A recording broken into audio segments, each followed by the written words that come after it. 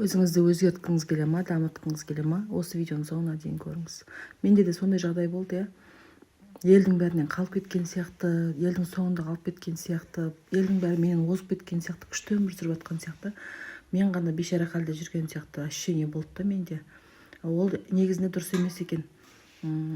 Ол өзіңді іштен күйрету, өзіңе мүмкіндік бермеу сияқты бірдеңе да, сондай өзіңді төмен сүретін, самооценкаң төмен сүретін. Бірақ менде сондай ощущение болды. Сосын мен подкаст қарай бастадым, кітап оқи бастадым.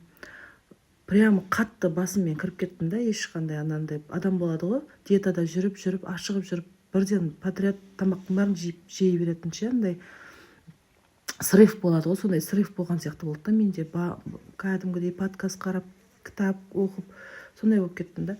Бірақ миымда бір хаос ситуация болды да, ештеңе меңгермейтін сияқты, ештеңе ұқпай жатқан сияқтымын да.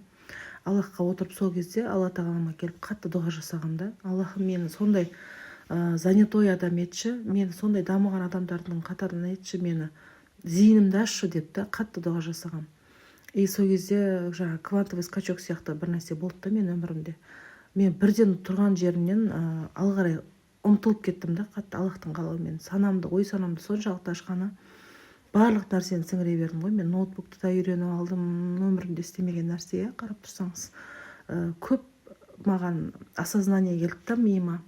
Бұрынғы өзіммен қазіргі өзімді салыстырсам, екеуінің айырмашылығы жер мен көк дейді. Сол айтайын дегенім, может бір өзін кішкене теряться етіп жүрген адамдар бар шығар, иә.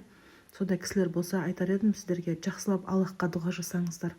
Аллахтың кереметі шексіз. Мен ойлаймын да, мен дұғамды қабыл етті ау деймін деп. Өйткені қатты мен ой өрісім де қатты өсіп кетті да. Кәдімгідей бір атылып шыққан сияқты, бір жоқшылықтан, бір қиыншылықтан атып шығып алға қарай ұмтылып кеткен адам сияқты болдым да.